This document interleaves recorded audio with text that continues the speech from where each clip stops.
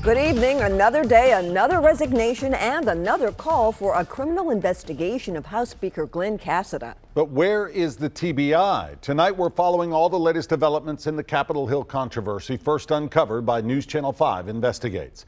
The latest resignation, political operative Michael Lotfy. Last week, News Channel 5 revealed how the speaker gave Lotfy a state job making $48,000 a year, even though he didn't actually have to show up for work. That makes 2 resignations in 2 weeks. Last week, Casada's chief of staff, Cade Cothran, quit. Now there are calls for the speaker himself to resign, and tonight a new call for a criminal investigation. Our chief investigative reporter, Phil Williams, is tracking the latest developments. Phil. Roy, the latest call for a criminal investigation comes from an activist group that has pushed for the resignation of State Representative David Byrd, who has not denied 30-year-old allegations that he sexually molested teen girls whom he coached in high school basketball. Now the question is, did Speaker Casada himself break the law in trying to help his friend get reelected? Really, I don't think he did. I don't. House Speaker Glen Casada spent this year's legislative session defending Representative David Byrd, who faced multiple allegations of sexually molesting teen girls back in his coaching days.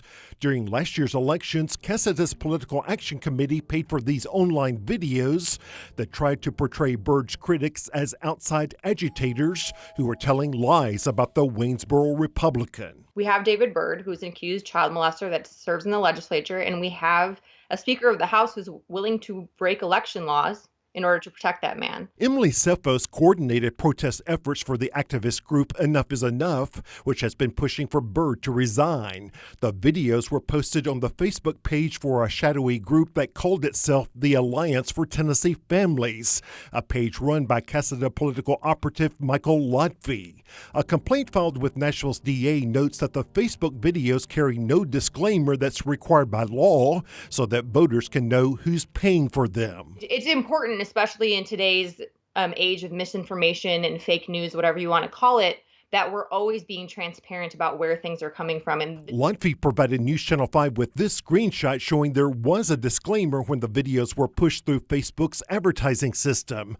But Enough is Enough says state law requires such social media posts to be clearly labeled, a legal requirement that they say a man in Casada's position should have known. He is not a moral man, and this complaint was filed because it needs to be brought to light that in every sense of the term, he is not a man that should be in any sort of leadership position in this state. The Tennessee Bureau of Investigations needs to be involved yesterday. Last week, the legislature's Black Caucus called on the TBI to investigate whether Casada's chief of staff, Cade Cothran, may have altered an email that he sent to Nashville's DA in order to try to revoke the bond of student activist Justin Jones, who had been arrested in a protest back in February.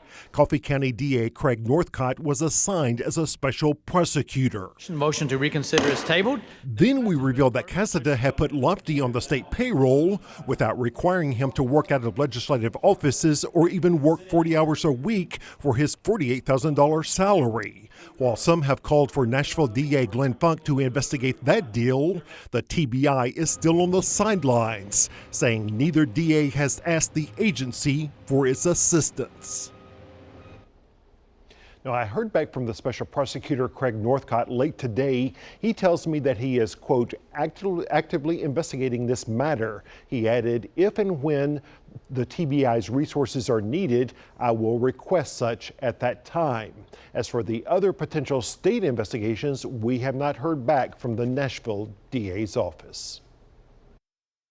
I think Glenn has to ask himself, is remaining in position as Speaker the best thing for the state? It's hard for me to see how that would be true. There it is, Casada losing the support of yet another high-profile Tennessee Republican. Former Governor Bill Haslam fielded questions today about Casada's future as House Speaker, saying it was hard for him to imagine Casada remaining as Speaker being a good thing for the state.